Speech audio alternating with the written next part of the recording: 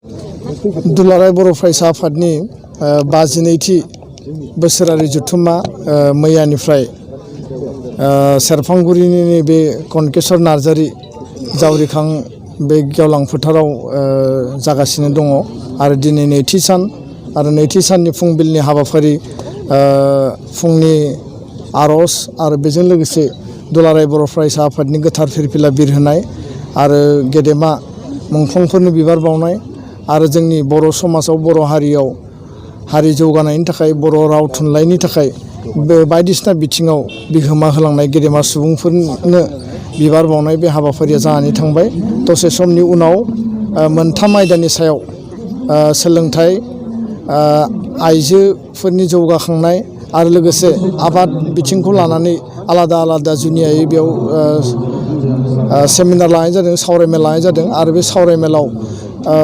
दाब दाब फसंथाननि इन्सटिटिउसननि आरो गुबुन गुबुन रोंगौसा जायफोर इन्टेलेक्सुयेल आरो इक'नमिस्ट आरो लोगोसे इडुकेसनिस्ट एकाडेमिशियान बिथांमोना बाहागो लागोन आरो मैया हरनि जोंनि जि दुलाराय बर' फरायसा आफादनि जि हाइस्ट डेलिगेट सिटिं बे सेथि डेलिगेट थान्दै जथुमनाया जालांबाय आरो दिनै मोनायाव जों सावरायबावगोन। दा बे गासैबो जथुम्मानि गेजेरजों दुलाराय बर' फरायसा आफादा दिनै जोङो नायदों जे बर' हारिनि गासैबो जि जेंना जेंसि दङ, बर' हारिया गेरेमसा माहारि जानांगौ, बर' हारिखौ जोङो बिश्व दरबाराव प्रतिष्ठा खालामनो थाखाय जोंनि हारिनि सिनायथि, जोंनि अस्तित्व, जोंनि थामोनथा, जोंनि हा हुनि रैखाथि, हारिनि जिफोर जोंनि जेंना जेंसि दङ बे गासैबो जेंना जेंसिखौ सर्ट आउट खालामनानै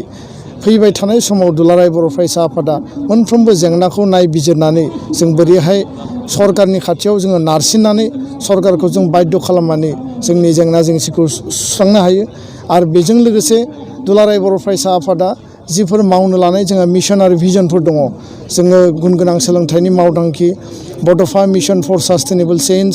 आरो बेजों लोगोसे बर' हारिनि गेजेराव समाजारि जि थासारि, रांखान्थिनि जि थासारि गासैबो बिथिंखौ लाफानानै जौ जुवानिफ्राय लानानै लाइमोनफोरनि जेंना आरो बेजों लोगोसे बर' हारिनि आबुं जौगानायनि थाखाय बर' हारिया जे उदां हारि, बे जौगाखांनायनि थाखाय बर' हारिखौ सोद्रोम खालामनो थाखाय जों माब्रैहाय मा राहा लामा लानानै मा हाबाफारि रनसायनानै जों खामानि मावनो हायो, रायजो राजानिसिम जों मेसेजखौ बोरै लांनो हायो, बिनि थाखाय जोङो हाबाफारि लागोन आरो सावरायगोन। फैबाय थानाय समाव जोंनि जि डेलिगेट हाउस, बे हाउसनि गेजेरजों जों माखासे थांखि जोङो रनसायगोन आरो बिनि गेजेराव गुबै जि थांखि बे जाबाय गोख्रैनो आलादा रायजो बड'लेण्ड जेंना, बर'फोरनि जि गोलाव समनि सोमावसारनायनि जेंना, बे जेंनाखौ बा बे दाबिखौ भारत सरकारा जाहाथे गोख्रैनो सुस्रांनानै होयो, बेनि थाखाय सोमावसारनाय आरो सावरायनाय बे मोननै लामाजों भारत सरकारजों जोङो सावरायगोन आरो भारत सरकारनिसिम जेलासिम जोंनि जेंनाया सुस्रांजाया जोङो सोमावसारनायखौ कन्टिनिउआस लांगोन आरो बे थांखिखौ जोङो लादों। आरो बेजों लोगोसे फैबाय थानाय समाव दुलाराय बर' फरायसा आफादा सोलोंथाइखौ लानानै जोंनो जे आलादा बिथोनगिरि नांगौ, नेशनेल इडुकेसन पलिसि जि गोदान सोलोंथाइ जि भारताव लागु जानो नागिरदों, बिनि गेजेरजों बर' बिजोंनि सोलोंथाइया आथिखालाव थाखो 10 क्लास 10सिम मिडियाम हिसाबै सोलिनानै दङ। हायार सेकेन्डारि, डिग्री आरो इउनिभार्सिटि लेभेलाव MIL मेजर इलेक्टिभ हिसाबै सोलिनानै दङ। क्लास 12सिम बर' मिडियामखौ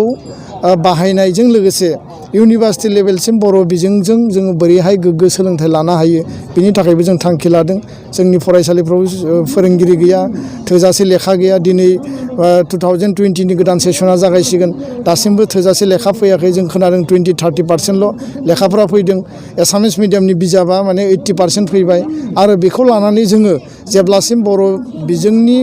बिजाबफोरा जोंनि फरायसालियाव सफैया थोजासे 100% होमब्लासिम बर' डमिनेटेड एरिया आरो BTC ओनसोलाव बा आसामनि गुबुन गुबुन दाब दाब जायगायाव जोङो बर'जों लोगोसे गुबुन गुबुन मिडियामनि जि बिजाब बेखौ जोङो राननो होआ। जेब्लासिम बर' बिजोङा 100% सफैगोन अब्लासो जोङो एसामिस मिडियामनि बिजाबखौबो राननो होगोन। बे थांखिखौ जोङो लानानै दोनदों आरो बेजों लोगोसेनो बर' हारिनि आबुं जौगानायजों लोगोसे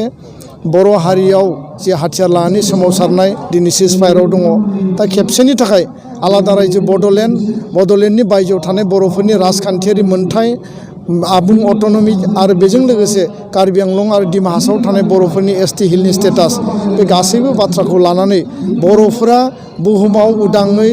जोङो गोग्गोमै थांना थानो हायो बिनि थाखाय खेबसेयैनो वान्स फर अल जोंनो मोनसे पार्मानेन्ट सलुसन नांगौ आरो बे सलुसनानो बर'फोरनि थाखाय मोनसे आबुं समाधान जाथों आरो बियो बयनिबो थाखाय जाथों रावबो जाहाथे बे समाधाननिफ्राय बे मोनथायनिफ्राय बे अधिकारनिफ्राय बन्सित जानाङा बे थांखिखौनो लानानै जोङो फैबाय थानाय समाव डेलिगेट सिटिंनि गेजेरजों जों रिजुलेसन एडप्ट खालामगोन आरो उननि समाव मिडियानि गेजेरजों बा रिजुलेसननि गेजेरजों रायजो राजानो बेखौ मिथिहोनाय जागोन।